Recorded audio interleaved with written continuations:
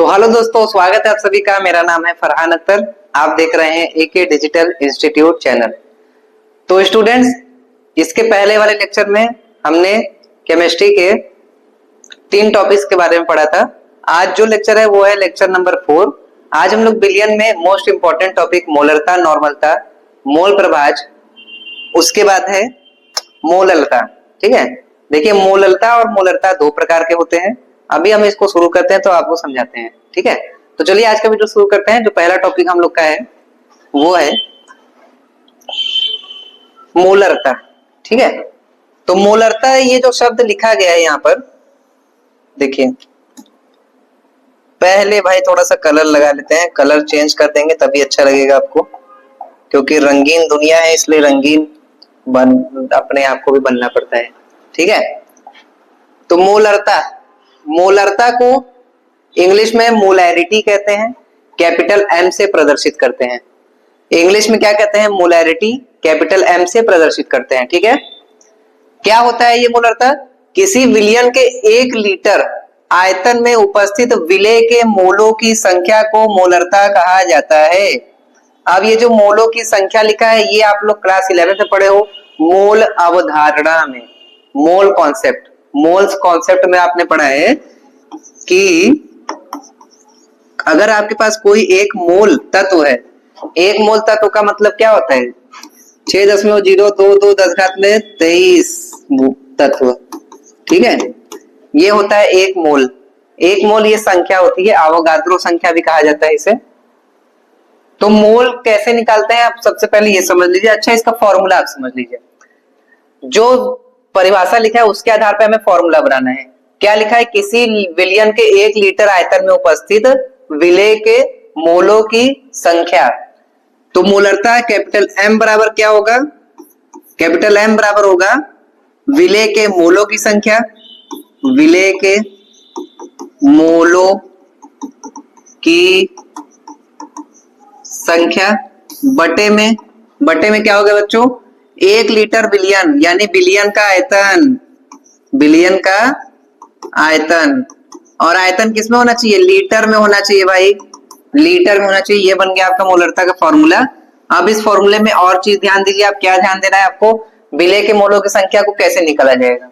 तो मोलों की संख्या को निकालने का जो सूत्र होता है बच्चा, मोलों की संख्या को निकालने का जो सूत्र होता है उसको प्रदर्शित किया जाता है स्मॉल एन से। मोलों की संख्या को स्मॉल एन से प्रदर्शित किया जाता है। सूत्र है भार बटे में अणु भार। ठीक है, किसी भी परमाणु का या किसी भी तत्व का या किसी यौगिक का आप लोग भार निकालेंगे और अणु भार निकालेंगे। भार दिया हुआ रहेगा क्वेश्चन में और अणु भार निकालना पड़ेगा, तो उसको निकालने से आ जाएगा मोलों की संख्या। तो अब हमें इसके आधार पे क्या दूसरा फॉर्मूला मिलता है? कैपिटल एम बराबर भार बटे में अणु भार, भार बटे में अणु भार गुणे बिलियन का आयतन, बिलियन का आयतन। और ये जो भार रहेगा बच्चा ये रहेगा ग्राम में। ठीक है, भार को लेना है ग्राम में। ये नया फॉर्मूला मिल गया हमें। अभी क्या फॉर्मूला लिखे थे हम लोग? इसके पहले फॉर्मूला लिखे थे विलेय के मोलों की संख्या बटे में बिलियन का आयतन लीटर में। मोलों की संख्या निकालने का सूत्र है भार बटे में अणु भार। तो उसी भार बटे अणु भार को मोलों की संख्या के स्थान पर रख दिए, जिससे भार बटे अणु भार गुणे बिलियन का आयतन आ गया। अब अगर इसको आपको संकेत में लिखना है तो कैसे लिखोगे? भार किसका भार? विलेय का भार, W से दर्शाएंगे, विलेय को B से दर्शाएंगे। अणु भार कैपिटल M से दर्शाएंगे। किसका अणु भार? विलेय का अणु भार, MB। WB विलेय का भार, MB विलेय का अणु भार। बिलियन का आयतन, आयतन किससे दर्शाते हैं? वॉल्यूम से, V से। किसका आयतन? बिलियन का, कैपिटल T। ये हो जाएगा आपके मोलरता का फॉर्मूला। ठीक है, अब इसी फॉर्मूले के आधार पर हम लोग इसका लिखेंगे मात्रक। तो ऊपर की तरफ क्या लिया गया है? ऊपर तरफ दिया गया है भार बटे में अणु भार। इसको आप लोग को नहीं लेना है, ये वाले से मात्रक लिखना है, ये वाले फॉर्मूले से मात्रक लिखना है। ठीक है, देखिए विलेय के मोलों की संख्या यानी मोल, मोल, और नीचे क्या लिया गया? आयतन लिया गया था। तो मोल प्रति लीटर होता है इसका मात्रक, मोल प्रति लीटर। ठीक है, ये आपका मोलरता खत्म हुआ। इसका क्वेश्चन कराया जाएगा अगले वीडियो में। यहां तक उतार लीजिए।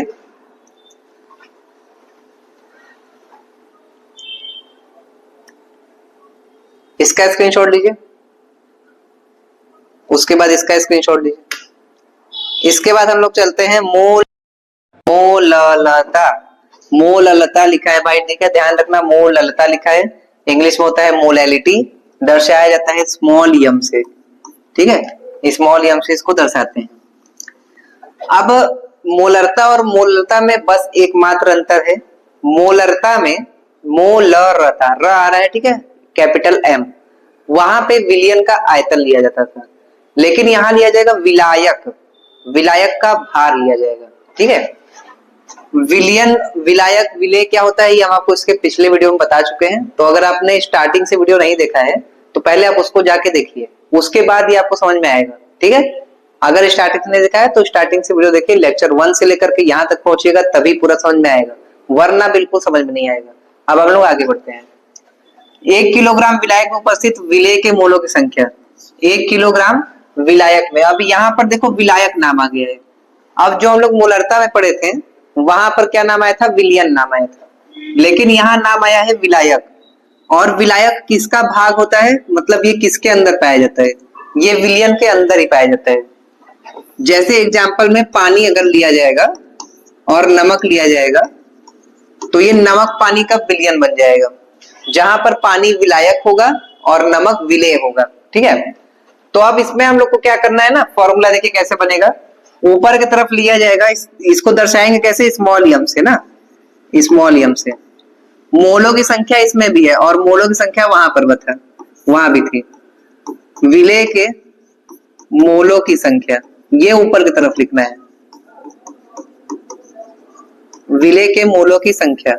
और नीचे देखिए क्या लिखना है, 1 किलोग्राम विलायक में उपस्थित, किलोग्राम का मतलब क्या है, इसका भार है, वहां पे क्या था, लीटर था, लीटर मतलब आयतन होता है, तो नीचे क्या लिखेंगे, विलायक का भार, अरे सॉरी ये रेज हो गया, विलायक का भार लिखना है नीचे की तरफ, विलायक का भार। और भार किस में रहेगा, ग्राम की किलोग्राम में, तो परिभाषा में देखिए लिखा है केजी, यानी किलोग्राम में भार रहेगा। अब इसी के आधार पे दूसरा हम लोग फॉर्मूला क्या बना सकते हैं, जैसे इसके पहले मोलों की संख्या को भार बटे में भार लिखा गया था, उसी के आधार पे आप फॉर्मूला बना सकते हैं, भार बटे में भार, कहां से ये आ जाता है, कहां से,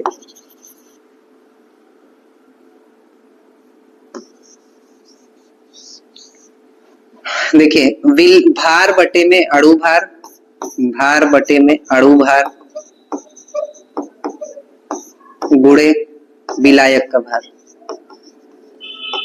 इसको अगर हमें संकेत के रूप में लिखना है ना, तो संकेत कैसे लिखा जाएगा उसके आगे देखिएगा, संकेत लिखना है तो यम बराबर हो जाएगा, ऊपर की तरफ क्या था, विलेय का भार था WB, नीचे की तरफ क्या है, विलेय का अणु भार है यम बी, गुणा किससे करना है, विलायक के भार से, यानी WA, विलायक को A से प्रदर्शित करते हैं, ये रहेगा किलोग्राम में, सॉरी ये ग्राम में रहेगा, ये किलोग्राम में रहेगा, ठीक है।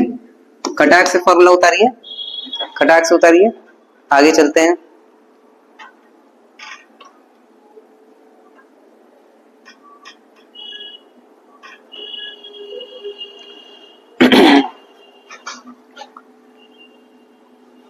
अब उतार लीजिए आराम से,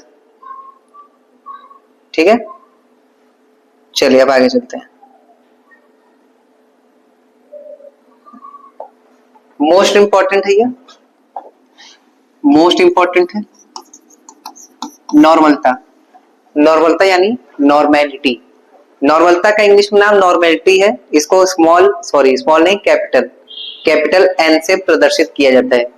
तो देखिए नॉर्मलता में एक नया वर्ड आएगा, ग्राम तुल्यांक। तो तुल्यांकी भार आपने क्लास 11th पढ़ा होगा, क्लास 11th के पहले चैप्टर में रसायन विज्ञान की कुछ मूलभूत अवधारणा, तो ये इसके अंदर एक टॉपिक था भार, अणु भार, तुल्यांकी भार, ये टॉपिक था। तो तुल्यांकी भार है क्लास 11th का टॉपिक। देखिए आप ये होता क्या है, नॉर्मलता, विलियन के 1 किलोग्राम आयतन में उपस्थित विलेय के ग्राम तुल्यांकों की संख्या को नॉर्मलता कहा जाता है। तो ऊपर की तरफ तो हमें लिखना है विलेय के ग्राम तुल्यांक, विलेय के ग्राम तुल्यांक। अब ये ग्राम तुल्यांक होता क्या है, अभी हम आपको आगे बताते हैं। नीचे लिखना है विलियन का आयतन, ठीक है, विलियन का आयतन। तो अब ऊपर जो ग्राम तुल्यांक शब्द लिखा है उसका मतलब देखिए, अब ग्राम तुल्यांक निकालने का जो फॉर्मूला होता है वो फॉर्मूला होता है बच्चा भार बटे में तुल्यांकी भार। ठीक है, भार बटे में तुल्यांकी भार। तुल्यांकी भार का जो इंग्लिश नेम है उसे कहते हैं इक्विवेलेंट वेट। अरे कैसा दो दो लिखा रहा है ये, इक्विवेलेंट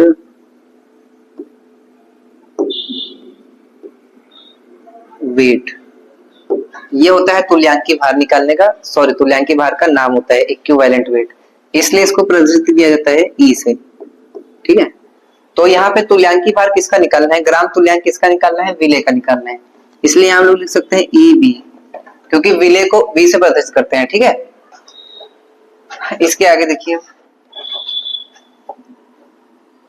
देखिए तो ग्राम तुल्यांक का फॉर्मूला लिखा गया है भार बटे में तुल्यांकी भार, भार बटे में तुल्यांकी भार। ठीक है, और अगर इसी का गुणा हम लोग कर दें विलयन के आयतन से, विलयन का आयतन, तो ये क्या बन जाएगा, ये बन जाएगा नॉर्मलता का फॉर्मूला, क्योंकि नॉर्मलता बराबर क्या था, ग्राम तुल्यांक, ग्राम तुल्यांक का सूत्र क्या है, भार बटे में तुल्यांकी भार, तो ग्राम तुल्यांक के स्थान पे भार बटे में तुल्यांकी भार रख दिया गया है। ठीक है, और उसी आधार पे एक नया फॉर्मूला हम लोग को मिलेगा, देखिएगा n बराबर किसका भार लेना है, विलेय का भार लेना है डब्ल्यू बी, तुल्यांकी भार किसका लेना है, विलेय का लेना है ई बी, आयतन किसका लेना है वी टी, ये किसको लेना है लीटर में लेना है, इसको लेना है ग्राम में। ठीक है, ये हो गया आपका नॉर्मलता का फॉर्मूला। अब तुल्यांकी भार कैसे निकालना है ये चीज हम क्वेश्चन में बताएंगे, जब क्वेश्चन आपको इसका कराया जाएगा तब ये क्वेश्चन कराया जाएगा। ठीक है, तो इसको उतारिए,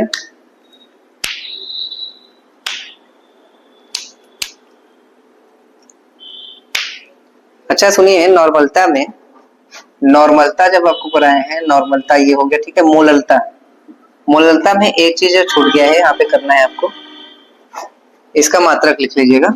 ठीक है, नॉर्मलता का मात्रक होता है मोल प्रति किलोग्राम, मोलरता का क्या था, मोल प्रति लीटर था, इसका होता है मोल प्रति किलोग्राम।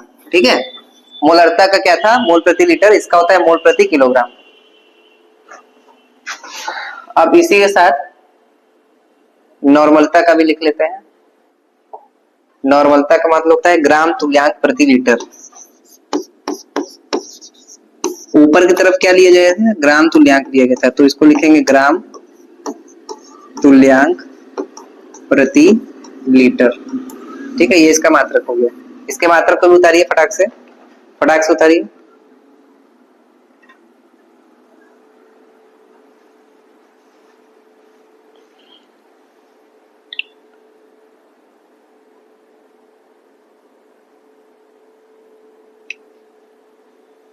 चलिए आगे चलते हैं। अगला जो हेडिंग है वो है मोल प्रभाज, जिसको मोल फ्रैक्शन भी कहते हैं, यक्स से प्रदर्शित करते हैं, दूसरा नाम मोल अंश होता है। अब देखिए यहाँ पे हम लोग क्या करेंगे ना, विलयन के दो घटक लेंगे, दो घटक, विलेय या विलायक, विलेय तथा विलायक, विलेय तथा विलायक लिया जाएगा। विलेय और विलायक दोनों के मोल प्रभाज का मान अलग अलग निकाला जाता है। मोल प्रभाज होता क्या है, विलेय के मोलों की संख्या बटे में विलियन के मोलों की संख्या, विलायक के मोलों की संख्या बटे में विलियन के मोलों की संख्या, यानी उस घटक का मोलों का संख्या लिखना है और कुल विलियन के मोलों की संख्या लिखना है, ये होता है मोल प्रभाज। बस यही होता है, बस और कुछ नहीं होता है मोल प्रभाज। मोल प्रभाज की परिभाषा देखिए, किसी विलियन के किसी घटक का मोल प्रभाज उस घटक के मोलों की संख्या तथा कुल मोलों की संख्या के अनुपात के बराबर होता है। क्या बोला गया है, किसी विलयन का घटक का मोल प्रभाज उस घटक के कौन सा घटक, विलेय ले रहा हो तो विलेय, विलायक ले रहा हो तो विलायक, उस घटक के मोलों की संख्या तथा कुल मोलों की संख्या के अनुपात के बराबर होता है। कुल कहां से आएगा, कुल मैंने आपको एक बात बताया था कि विलयन को टी से प्रदर्शित करते हैं, टी मतलब क्या होता है, टोटल, यानी कुल। कुल मतलब कैसे बना है विलयन, दो चीज से बना है, दोनों चीज को अगर बराबर कर देंगे, मतलब दोनों को बराबर बोला जाए कुल। ठीक है, क्या बोलेंगे, कुल बोलेंगे। तो किसी विलयन में किसी घटक का मोल प्रभाज उस घटक के मोलों की संख्या तथा कुल मोलों की संख्या के अनुपात के बराबर होता है। इसको यक्स से प्रदर्शित करते हैं। अगर हमको विलायक का निकालना है तो यक्स ए बराबर होगा यन ए बटे में यन टी। यन ए है विलायक के मोलों की संख्या, यन टी है विलयन के मोलों की संख्या। अगर हमें मोल प्रभाज्य निकालना है विलेय का तो यक्स बी बराबर होगा यन बी बटे में यन टी। ठीक है, तो विलायक का निकालना है तो पहले विलायक के मोलों की संख्या ऊपर लिखा जाएगा और नीचे कुल मोलों की संख्या लिखा जाएगा। कुल का मतलब यहाँ पे क्या है, विलयन से है, क्योंकि विलयन में विलेय और विलायक दोनों होते हैं। तो दोनों को मिलाकर, यानी दोनों का मतलब क्या है, पूरे को मिला दीजिए तो पूरे को क्या कहते हैं, टोटल कहते हैं। टोटल मतलब कुल, और इसमें टी का मतलब यही है, टोटल। ठीक है, अब इसका देखो और सूत्र क्या होगा। अगर हम इसके आगे जाएं तो यन ए बराबर हो जाएगा भार बटे में अणु भार। ठीक है, और ए किसे कहते हैं, विलायक को कहते हैं। यानी यहाँ पर विलायक का भार और विलायक का अणु भार लिखना होगा। ठीक है, विलायक का भार और विलायक का अणु भार लिखना होगा। और नीचे अगर जाएंगे यन बी बराबर, तो इसमें भी फॉर्मूला तो सेम रहेगा, क्योंकि मोलों की संख्या हमेशा जब भी निकालेंगे तो भार बटे अणु भार से ही निकालेंगे। नाम बस चेंज हो सकता है, विलायक का या विलेय का या विलयन का, वो चेंज हो सकता है। तो ये विलेय का है। और अगर हमको यन टी निकालना है तो क्या करेंगे, यन टी बराबर होगा यन ए प्लस यन बी। ठीक है, यन टी बराबर यन ए प्लस यन बी होगा। अब इस यन टी को हम लोग कहेंगे विलयन के मोलों की संख्या। तो जब दोनों का निकल जाएगा, विलेय और विलायक दोनों का निकल जाएगा, उसके बाद हम दोनों को जोड़ देंगे जिससे कुल मोलों की संख्या निकल जाएगी। तो वही चीज यहाँ फॉर्मूले में इस्तेमाल करना है, कुल मोलों की संख्या को। बंद हो गया।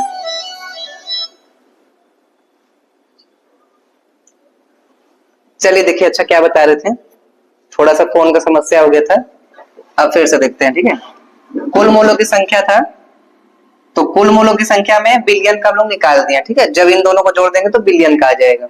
अब आपको यहाँ पे एक फार्मूला याद रखना है कि ये तो यक्स ए और यक्स बी यहाँ पे निकाल लेते हैं। यक्स मतलब मोल प्रभाज्य है। ठीक है, तो यक्स ए और यक्स बी अगर जोड़ेंगे तो इसके बराबर एक आना चाहिए। मतलब जब विलेय और विलायक दोनों का मोल प्रभाज्य जोड़ के निकाल दिया जाएगा तो उसका मान हमेशा एक होना चाहिए।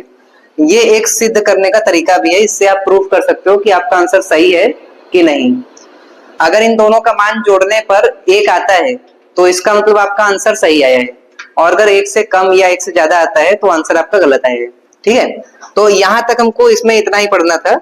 इसके बाद जो मोलरता, नॉर्मलता हम लोग पढ़े हैं, इसके क्वेश्चन करेंगे अब। ठीक है, तो क्वेश्चन अब अगले वीडियो में आपको मिलेगा, तो अगले वीडियो को आप जरूर देखिएगा, वो बहुत ही इंपॉर्टेंट होगा क्वेश्चन इसका, क्योंकि अधिकतर ये पेपर में बिलियन से ही क्वेश्चन आता है। बिलियन हो गया और पहला चैप्टर जो है उसमें सबसे ज्यादा क्वेश्चन है। 1 से लेकर 3 चैप्टर में आपके क्वेश्चन है, और पहले चैप्टर से ही ज्यादा न्यूमेरिकल आते हैं। तो इसी के साथ हम लोग आपसे अगले वीडियो में न्यूमेरिकल के साथ मिलेंगे। आज के लिए इतना ही बच्चों, धन्यवाद।